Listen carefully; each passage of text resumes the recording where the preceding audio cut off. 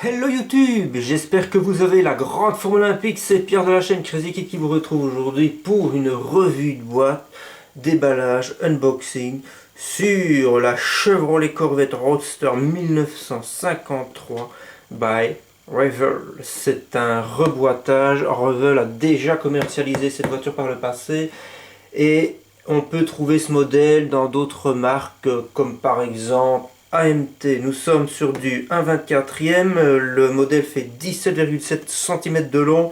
Nous sommes sur du niveau 4 si mes souvenirs sont bons. Voilà, niveau 4.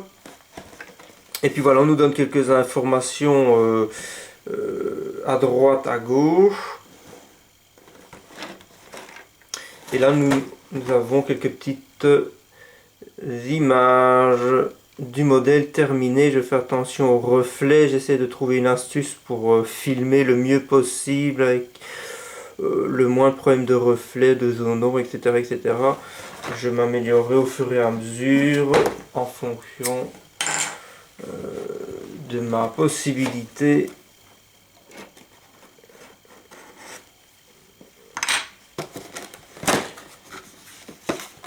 Par rapport au matériel que j'ai pour filmer et puis le contexte dans lequel je filme, hein, c'est pas toujours évident de trouver la meilleure solution. Et je n'ai pas de quoi mettre la caméra pile au-dessus avec le super éclairage, donc voilà. Alors nous avons un ancien, voilà, on est un peu dans on va dire que le plan de montage est à l'ancienne. On n'est pas encore sur la version couleur papier glacé comme on peut en voir à notre époque, sur des modèles plus récents de chez Revell. Alors je tourne, nous allons regarder ça après. Là il y a probablement des décalques, on verra ça juste après. Alors voilà, ils ont tout mis dans le même sachet, comme ceci.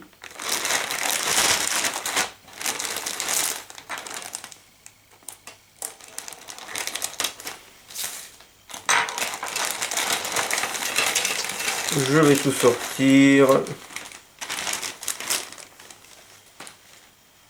Alors la carrosserie a été conditionnée séparément du reste. Voilà. Donc tout sera dégraissé avec du produit vaisselle. Par contre les carrosseries je ne les dégraisse plus puisque je les ponce pour casser le brillant avec du 2000 en éponge de chez Tamiya. Donc voilà, maintenant j'ai compris que c'était la meilleure façon de faire. Alors déjà la première chose que je constate au niveau des pneumatiques, c'est que c'est très intéressant. Alors déjà la carrosserie sublime.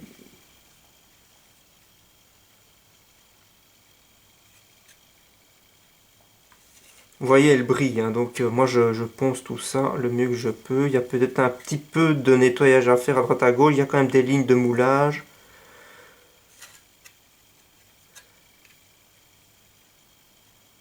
Là nous avons une belle inscription.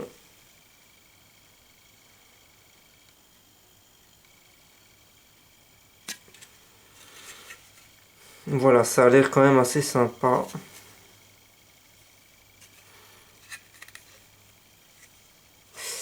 Alors, je constate qu'apparemment nous avons des essuie-glaces. Qu'est-ce que c'est que ça? J'ai l'impression qu'il y a des essuie-glaces moulés dans la masse, mais il faudra vérifier ça plus tard. Ok. Bon, mais ça a l'air pas trop mal. Ça a l'air sympa, ça a l'air bien foutu. Ok. Ligne de moulage à poncer, bien évidemment. Voilà pour la carrosserie. Je vais la remettre dans son sachet. Voilà, hop.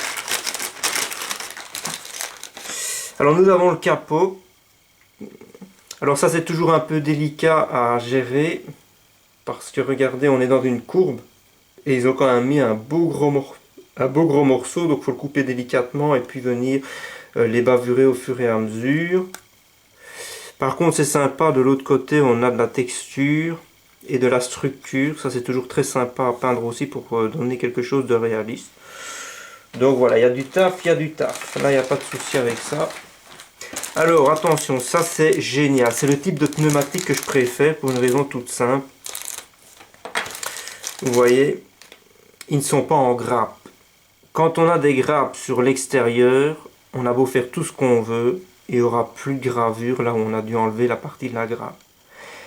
Et quand on a des grappes sur l'intérieur, comme c'était le cas pour la McLaren de chez Rebelle, il y a 4 plans d'attache, il faut les couper, et dans la courbe, il faut venir essayer de couper avec un truc de ce genre-là, ou autre, mais c'est très énervant, parce que voilà, on est sur quelque chose de mou, c'est pas facile à avoir, etc., etc. Donc le top du top pour moi, c'est ce genre de concept. C'est ce qu'il y a aussi sur le modèle 29 que j'ai présenté il n'y a pas très longtemps en déballage. Donc là, on est vraiment sur quelque chose qui est super sympa. Ce sont des pneus très fins, typiques des années 50 sur ce type d'américaine ou sur les américaines en général. Les pneus étaient quand même très très fins. Et on a des bonnes gravures. Ça fait plaisir.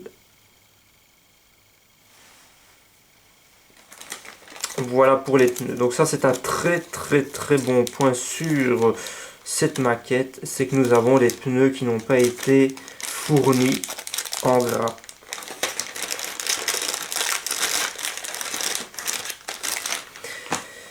Alors ici nous avons un pont, nous avons les suspensions à lame à l'ancienne, probablement des pièces du 6 cylindres, nous avons de quoi mettre les roues avant, les pièces sont en bon état, rien n'est abîmé, rien n'est cassé. Ok. Ok. Donc là, j'ai l'impression que nous avons les morceaux du système d'échappement, ce qui veut dire que ce ne serait pas moulé dans la masse. C'est toujours très sympa de travailler dans ces conditions-là. Alors ici, nous avons un châssis. Voilà le châssis. Ok. Ah voilà, donc là c'est particulier parce que... Alors j'espère qu'il n'est pas cassé, non? C'est quoi ça? Je pense pas que c'est abîmé, ça va. Ok, donc là c'est quelque chose dont je n'ai pas l'habitude. C'est-à-dire que au lieu d'avoir un système d'échappement moulé dans la masse du plancher, eh bien il a été intégré au châssis directement. Ce qui est quand même plus facile à peindre que quand c'est directement moulé dans la masse. Voilà le tout du plancher. Alors le tableau de bord de la Corvette là il est superbe. Il n'y a rien à dire, regardez la gravure. J'essaie de trouver le bon angle de lumière.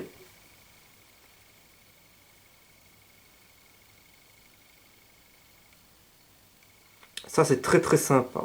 Ça c'est un beau tableau de bord.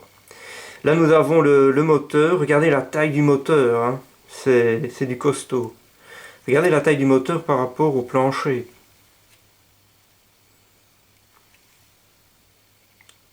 Costaud. Mais ça a l'air d'être bien moulé, bien gravé. Pas de souci. Ok. Alors ici nous passons sur des contre-portes qui sont superbes avec une belle gravure bien nette. Ça c'est super cool.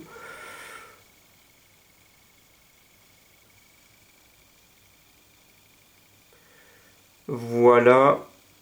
Encore des parties du moteur. Le beau grand volant qui va être délicat à mon avis à dégrapper parce qu'il est très fin. C'est typique aussi des années 50. J'adore ce genre de volant. Bien rond, bien grand, bien fin. Je suis fan. Voilà des éléments pour les roues.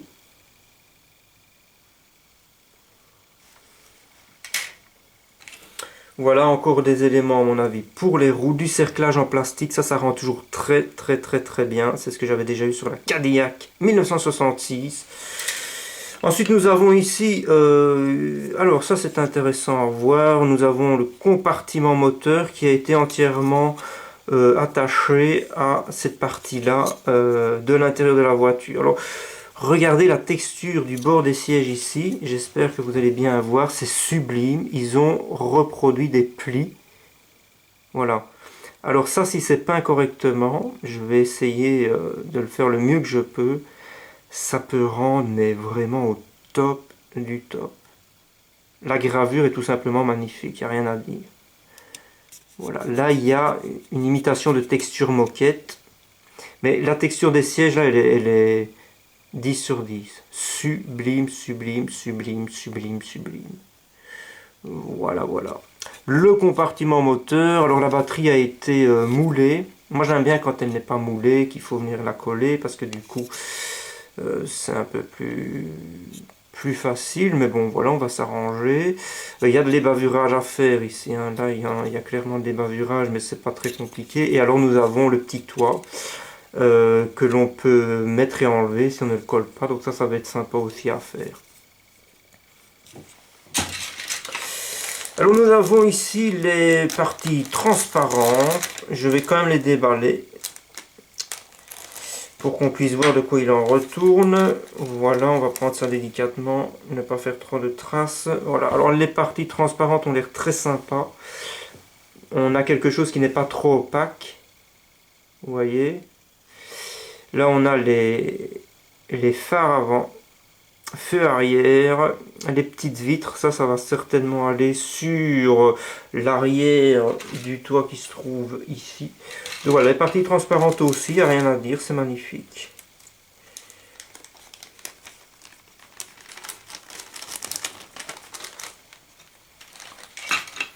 Et enfin, le dernier sachet, ce sont les chromes. Toujours une partie très forte des modèles américains, les chromes, hein, voilà. Donc là nous avons l'encadrement du pare-brise. On est sur du solide. Attendez, je jette un petit coup d'œil en dehors du champ de la caméra. Ouais, un peu des bavurages, mais bon voilà. Ça devrait aller. Nous avons de quoi faire les roues. Calandre. Alors ça c'est très très sympa, regardez ça ici, c'est probablement pour aller mettre au niveau du volant, hein. C'est le genre d'endroit où il fallait appuyer pour klaxonner. Ça c'est pour la calandre grille de l'avant de la voiture, c'est assez bien fait, assez finement fait, alors que c'est un modèle quand même qui date. Là nous avons l'inscription Chevrolet.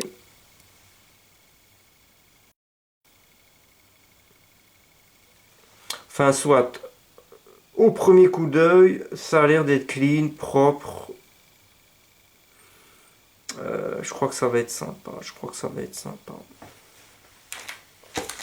Voilà, alors maintenant que nous avons vu tout ce qu'il y avait en termes de grappe, c'est parti pour une découverte du manuel. Alors, ok. Ici nous avons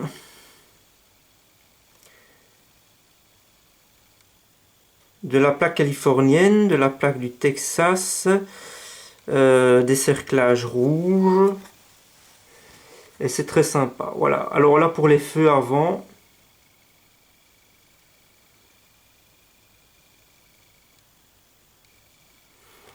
Voilà, là je crois que vous aurez quelque chose de correct au niveau des lumières. Là il y a des parties pour le tableau de bord. Les feux avant, logo Chevrolet.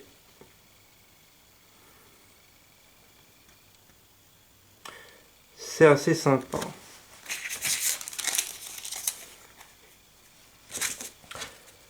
Voilà. Donc ça c'est uniquement un paplard ouais, des trucs pour faire attention à ceci, à cela. Alors nous avons le manuel maintenant de montage. Voilà, tout ça c'est très classique. Les couleurs requises, si on veut la faire in the box, je pense que c'est un modèle qui existe, qui était commercialisé en blanc ou en rouge. À vérifier, je verrai bien ce que je ferai, je n'ai pas encore décidé. Là on a un récapitulatif de toutes les pièces au niveau de la grappe. Et puis voilà, le montage hein, qui commence bien souvent par le moteur. Alors, apparemment on peut faire le modèle de 53 ou de 54, vous voyez. Corvette 53, Corvette 54. Et donc à ce moment-là, il y a des différences à faire. Moi je pense que je vais faire le tout premier modèle de 53. Mais donc c'est assez sympa de la part de Revell d'y avoir pensé. Maintenant, bon, c'est pas très compliqué, les différences sont extrêmement faibles. Alors, ok.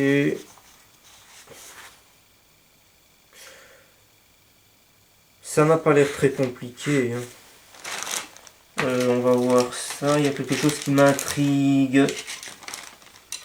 Il y a quelque chose qui m'intrigue. Qu'est-ce que c'est que ces pièces? Ah non, ça va. Il y a des pièces qui ne me semblaient pas être présentes, mais en réalité, j'avais mal regardé. Ok, ça, il n'y a pas de souci. Voilà, alors la petite anecdote, hein, c'est ce que je vous ai dit en voyant la grappe. Vous voyez le volant, ça c'est très sympa pour le coup d'œil. Il est en deux parties. La partie qui est là, je pense, parce que je n'ai pas la chance d'avoir le modèle réel, mais je pense que c'est la partie sur laquelle on appuie pour klaxonner. Et en général, ce genre de choses, c'est moulé d'une pièce. Le fait que ce soit en deux parties, ça augmente l'aspect réaliste du modèle quand on le regarde. Donc je trouve ça super sympa d'avoir fait ça comme ça.